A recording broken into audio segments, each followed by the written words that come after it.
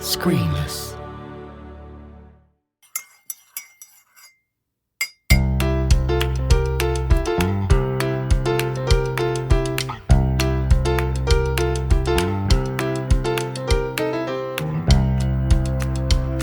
Hello and welcome to another episode of Creative Cuppa, the show that features chats with people working in the many creative industries. Over a cuppa, of course, we're not heathens.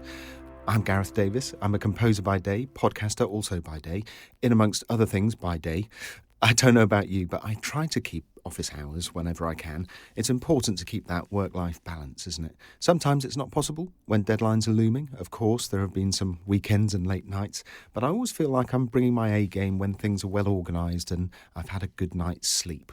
Doesn't take much, does it? Are you an office hours sort of creative, or do you disappear for days down the rabbit hole of ideas? You can get in touch via creativecuppa.uk or on any of the socials on Twitter, Facebook or Instagram if you search for @ScreenlessPod.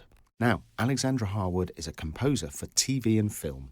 It's always lovely to meet fellow composers, so we had a good old natter afterwards about our processes and studios and all sorts. I've been meaning to contact Alex for ages after seeing the All Creatures Great and Small adaptation on Channel 5 and really enjoying the soundtrack, so it was a real thrill when she agreed to come on and have a natter. So, if you have your cuppa at the ready, have a listen to this.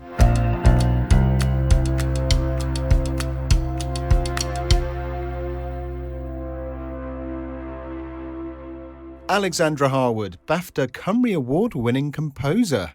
Welcome to Creative Cuppa. Thank you so much. How lovely to join you. It is indeed fantastic. We already have something in common. I've noticed from a video interview of yours that I don't do anything until after coffee in the morning either. Very, very important. Yes, and you have, I've already seen your lovely dog. Yes, my golden retriever, Brinkley. Lovely, lovely Brinkley. Named, by the way, for the record, after the movie You've Got Mail, because there's a golden retriever in that movie called right. Brinkley. Yes. And I love That's that Tom dog. Hanks, isn't It it? is. And that dog, Brinkley, in that movie, who I assume is really called Brinkley, I've always loved that dog because when Tom Hanks's character is typing his emails to Meg Ryan, that dog always jumps up on his lap and kind of, is wanting love all the way through the film. And sure enough, when I got Brinkley as a puppy and when he got big enough, he does come up onto my lap and jump up as much as he can to be part of my work. And he particularly loves it if I'm scoring animals because he thinks he really recognizes animals on screen. It's absolutely bizarre. So it's kind of lovely. And certainly at the moment. Because we're chatting just before you dive into scoring series 2 of All Creatures Great and Small for Channel 5 and PBS Masterpiece. Yeah.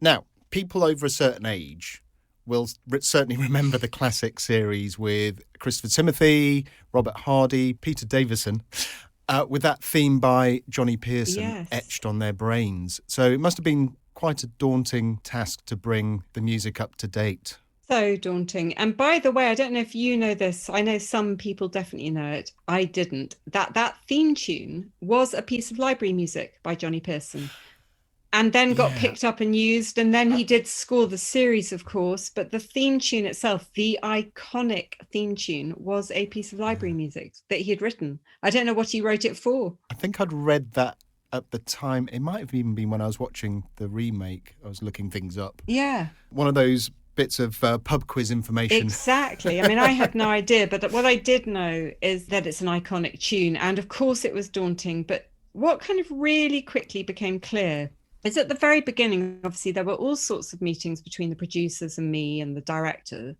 or the lead director, Brian Percival. And other than the fact that we were discussing the tone of the show and what were we after and this theme tune, of course, was the big thing to crack at the beginning. I think we spent nearly 2 months on the theme tune before I even started working on episode 1. But the debate was, I think that the producers, director and I wanted a new theme tune. And that's what we actually ended up with, thank God. The big debate was really, should we use, or actually the commissioners, I think, was should we use the original just anyway, just use it. And I'm really glad they didn't, obviously for personal reasons. It was nice to have to be able to write my own theme tune, but because when you see the series of the new All Creatures Great and Small, which after all is a remake of the books, not the old series, I think we really wanted to make that clear to people. This is not a remake of the series, even though I can easily see why people think it is, but it is a set of books by, about the vet James Herriot, who was a real vet Alf White, and that was his pseudonym. I even took the original theme tune and put it on the front of our series when we were first working on it. And I realized it just didn't fit. The feeling of this new series is very cinematic. It's completely different to look at, different actors, basically different everything except for the storylines. And it just didn't, for me, it just didn't sit there at all. It's a much lighter, much more kind of its time, the BBC 1970s, going into the 80s. It's that intimate BBC sound that existed then. And it doesn't really sit on this series at all. But other than that, what we actually did in those first couple of months is we played. So I came up with a few ideas for a theme tune, different ones. We then got to the point of, hey, shall we combine some of mine with some of the old? And I had various versions of including a little bit of the Johnny Pearson inside mine. And I was cunningly trying to use very little of it so that everybody would go, oh, don't bother, and all of that.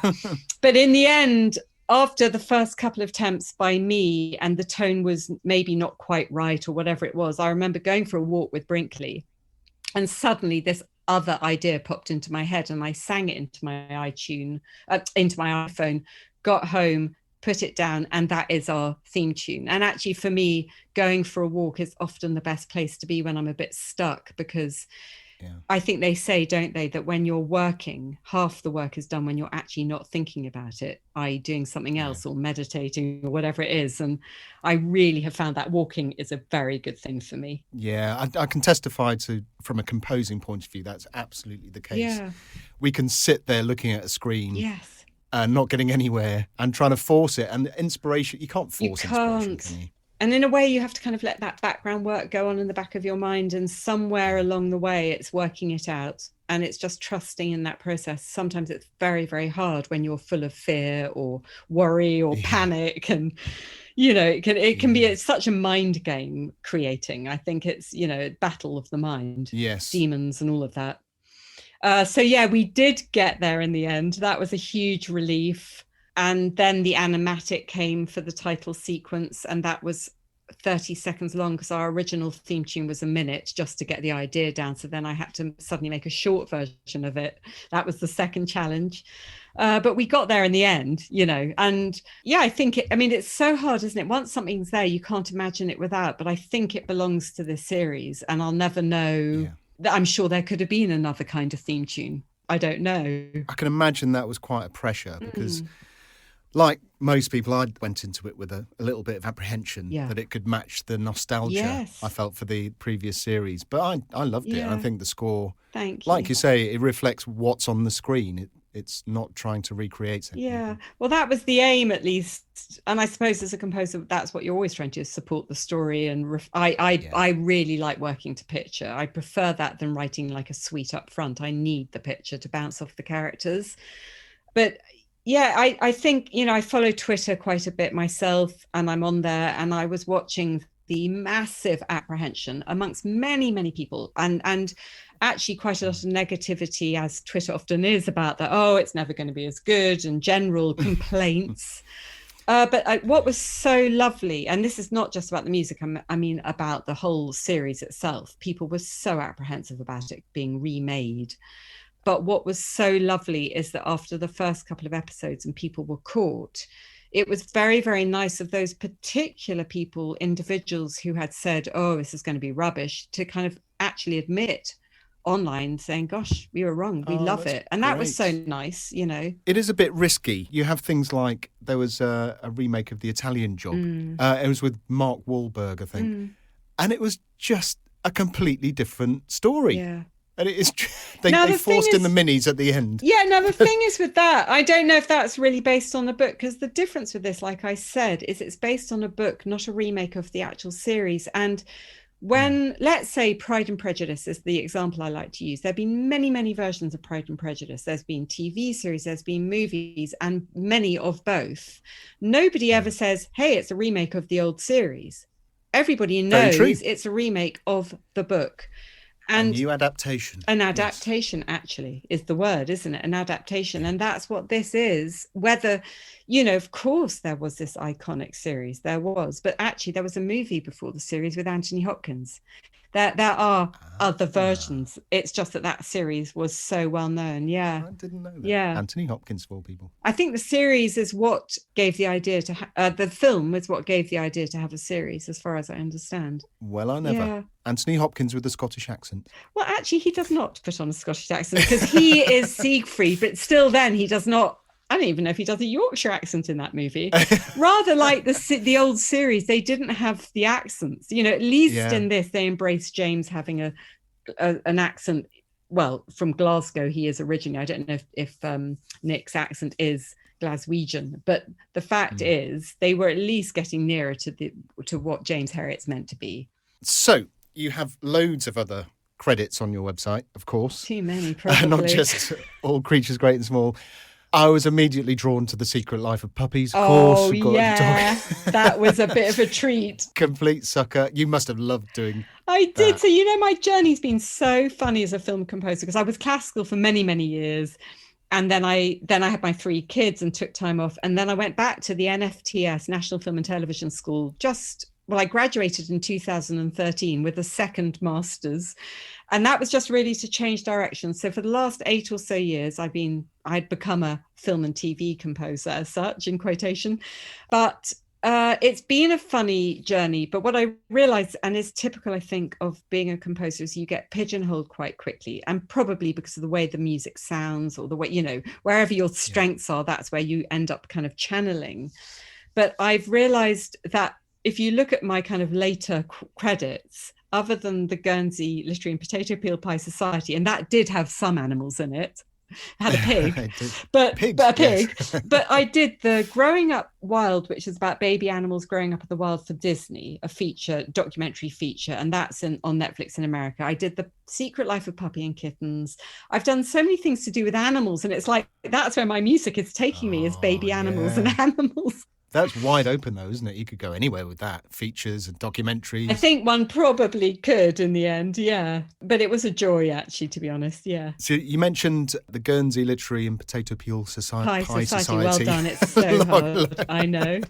Watched it last night. Oh, actually. Nice. Starring Lily James with just an absolutely wonderful cast. Yeah, it's gorgeous. How was that experience for you? Honestly, it was just such a treat from beginning to end. Mike Newell, I will be forever thankful for his trust in me, because I was kind of not known at the beginning, and he did kind of, in a sense, fight for me to be on it, just purely because I was an unknown. God bless him. But it was really an incredible experience to work with him and the editor, Paul Tottill, and the producers who were... They produced 3 billboards of Ebbing, Missouri. I'm going to go blank on all my names at the minute.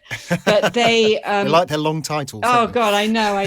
But the fact is they were all such incredible people to work with and so trusting of me. And that is always the most incredible way to work, is when you're being trusted, because it does give you room to really bring to the project what you think, rather than feeling that you're trying to kind of tick certain boxes, especially like, let's say, following temp music. And that didn't really happen with Guernsey. So I felt very much part of the team, and it was a real collaboration, actually. And that was a very, very lovely experience. And it's been the same for On All Creatures, just treated with so much trust, and they wanted me to bring what I could bring, and it's just a real treat when you get that experience. Fantastic.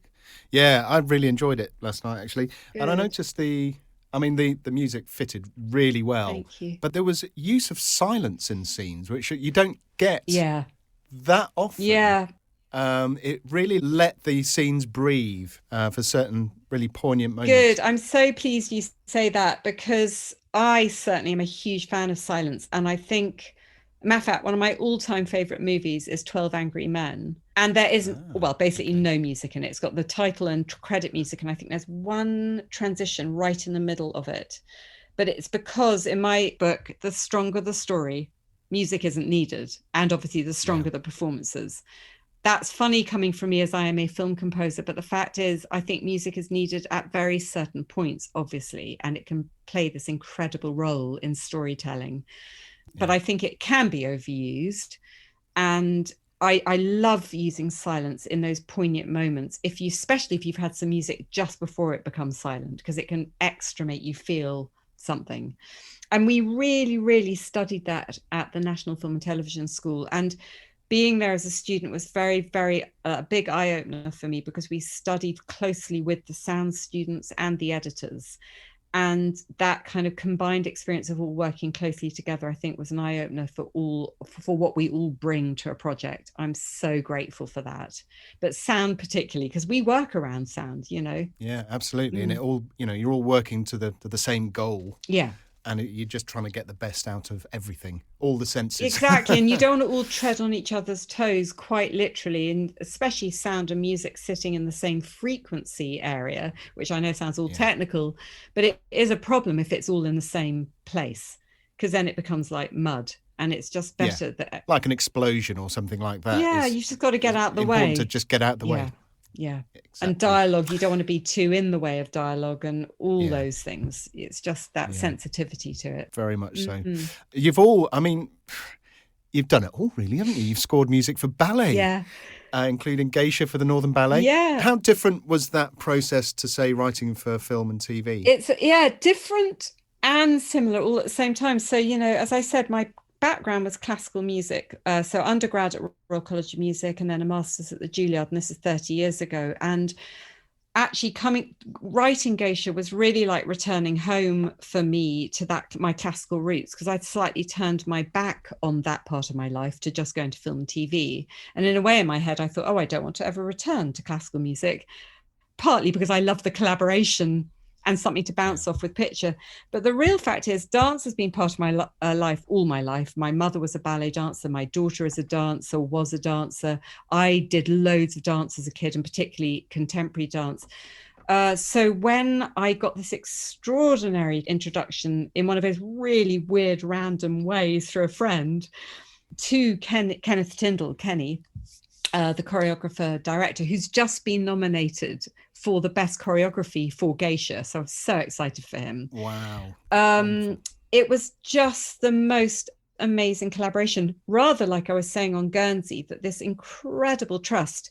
But the difference writing that score is, one, it's full nearly 2 hours of solid music, doing in theory all the work, i.e. no picture, except of course what's going alongside is a story with dancers. That's my picture, but they didn't exist when I was writing the score. The score came first, but the story existed. So the way we would work is that Kenny would ring me before. I mean, I knew the outline of the whole story, and I had a kind of breakdown of the in theory script written by Gwyneth, and it was paragraph by paragraph.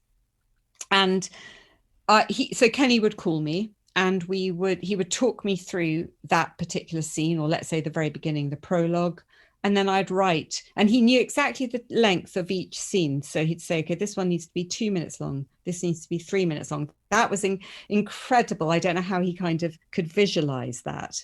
But I would then, to that kind of measure of time, write a scene, trying desperately in my head to picture it, because I do feel a bit lost without a mental picture. You know, even when I was a classical composer purely for writing orchestral music, I'd always try and have a poem in mind or a story, or I like that bouncing off something.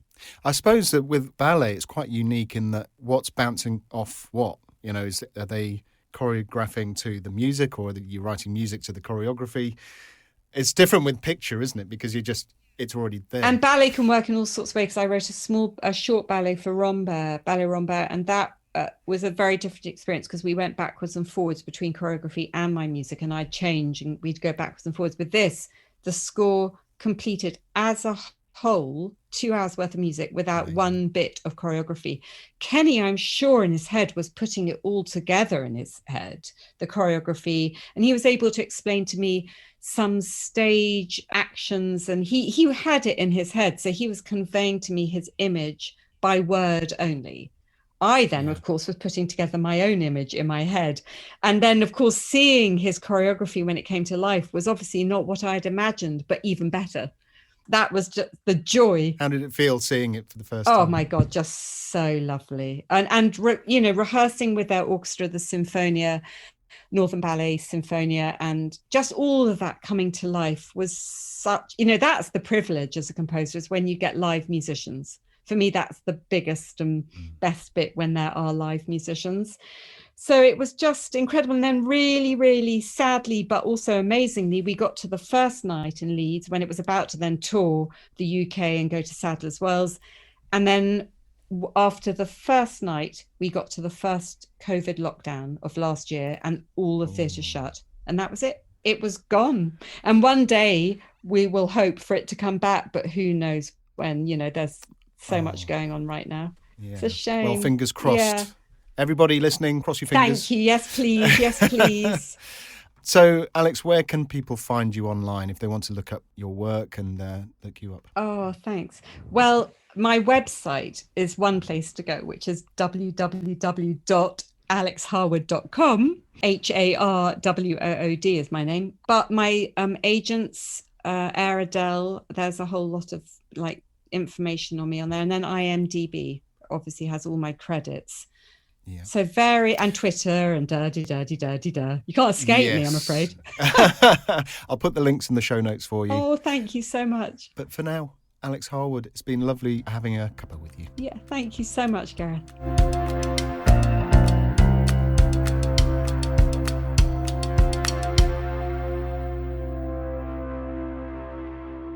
Thanks again to Alex for her time. It's funny that we were chatting in the last episode about getting the best out of creativity by shaping your environment and bringing in nature. And here's Alex talking about getting away from the studio and walking to let ideas develop.